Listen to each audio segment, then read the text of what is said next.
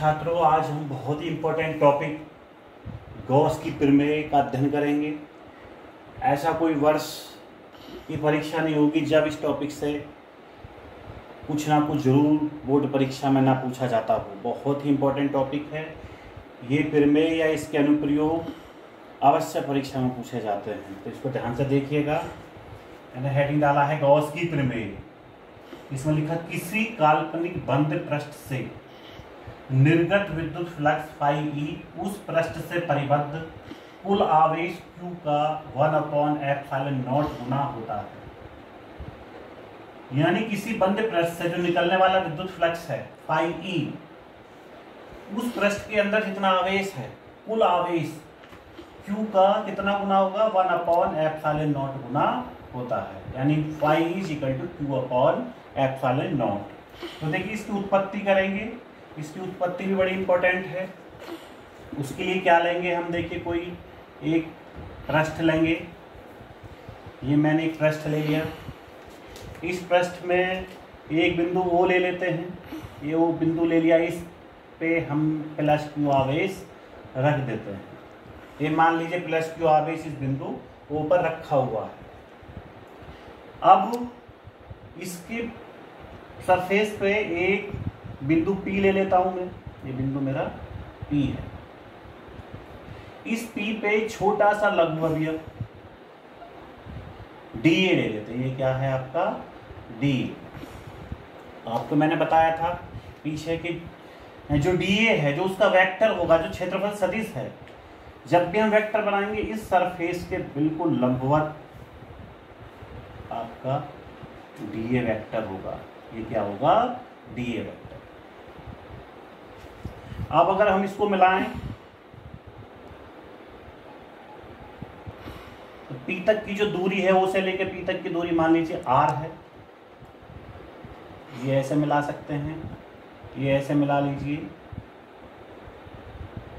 तो ये जो dA ने कोण बनाया है, इस कोण को हम घनकोण कहते हैं। आपको बताया था ये क्या होगा? घनकोण। और छोटा सा लघु अवयव है, तो लघु अवयव छोटे से के कारण छोटा सा ही घनकोण बनता है। इसको हम d ओमेगा कह सकते हैं।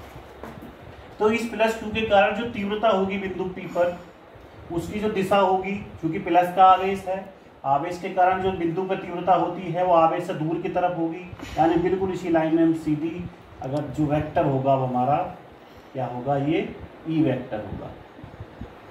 इनके बीच का कोण हम मान सकते हैं थीटा है। तो देखें, ये जो मैंने पूरा क्लियर कर दिया पिक्चर। इसमें कैसे करते हैं, कैसे इसकी उत्पत्ति करेंगे? पहले मैं इस dA से निकलने वाला जो विद्युत फ्लक्स है वो निकाल लेता हूं। dA से निर्गत विद्युत फ्लक्स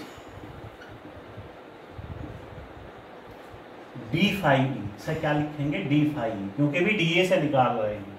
dA छोटा सा है तो ये ∅e भी छोटा होगा, इसलिए d का प्रयोग करते हैं। d∅e = होगा आपका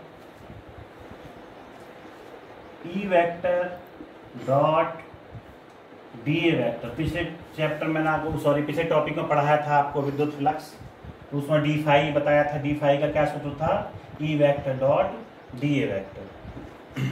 इन दोनों की डॉट प्रोडक्ट कर दें, दो वेक्टरों की डॉट प्रोडक्ट, यदि A वेक्टर और B वेक्टर की डॉट प्रोडक्ट, यानी A डॉट B क्या होता है? AB cos theta. तो ऐसे ही ये क्या हो जाएगा? d∅e = E dA cos theta. इसको आप समीकरण 1 मान लीजिए। E क्या है? E है +Q के कारण बिंदु P पर विद्युत क्षेत्र की तीव्रता। वो क्या होगी? वो निकाल लीजिए। E = सीधा सूत्र है 1/4πε0 इंटू आवेश कितना है? Q, और आवेश से P तक की दूरी है R, तो Q/r²। इस E के मान को समीकरण 1 में रख दीजिए। तो d∅e क्या हो जाएगा आपका? d∅e = हो जाएगा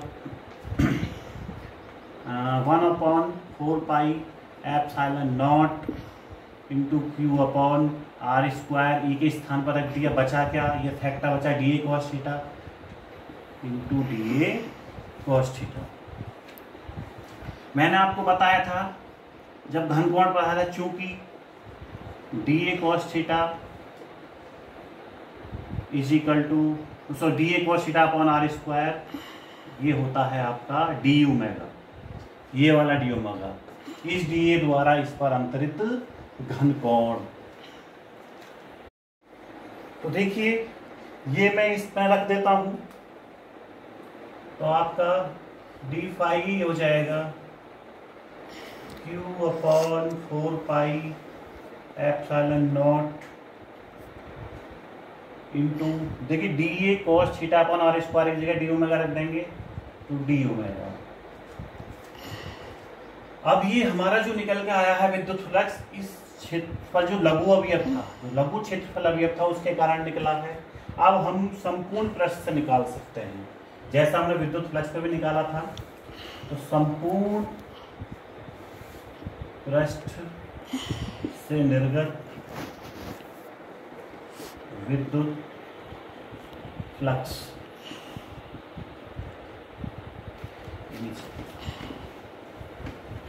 फाई ई, इसे कहेंगे अब phi E.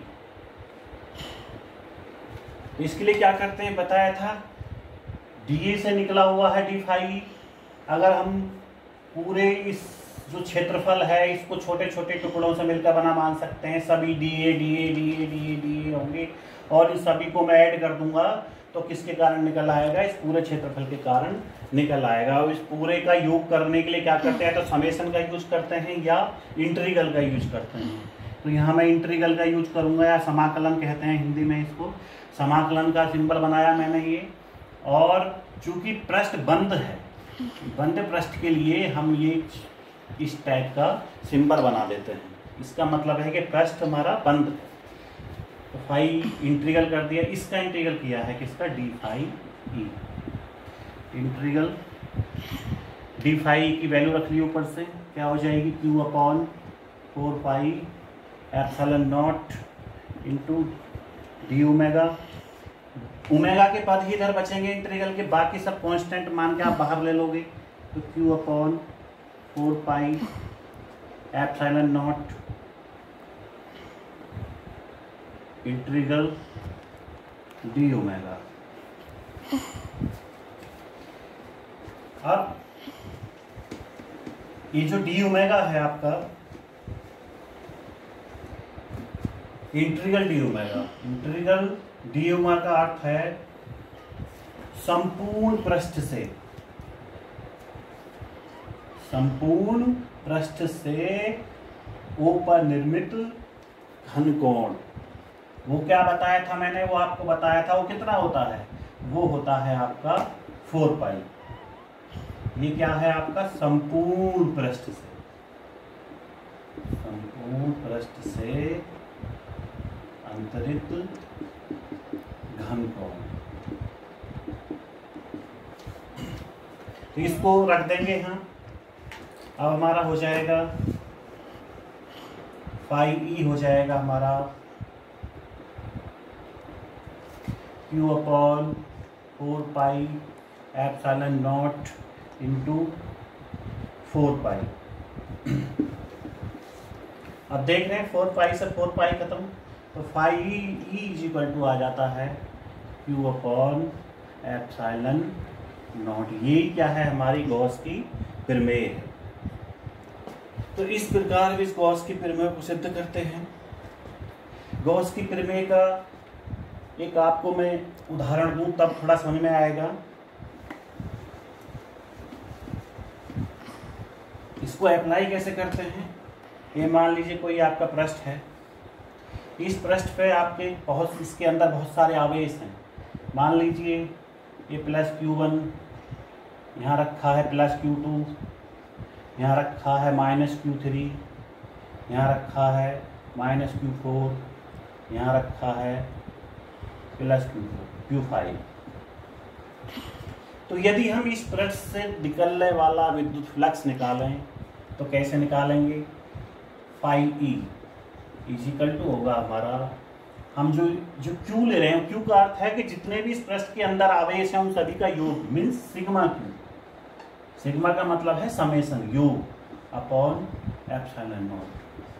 Phi is equal to हो जाएगा सिग्मा क्यू का मतलब है सभी का योग, बीजगणितीय योग, यानी चिन्ह सहित Q1 प्लस Q2 और एक है आपका minus Q3 minus Q4 plus Q5 और सभी का आपने योग कर लिया, यानी ये आपका सिग्मा क्यू निकल आता है अपॉन एप्सिलॉन नॉट। तो इस तरीके से हम गॉस की प्रमेय को अप्लाई करते हैं।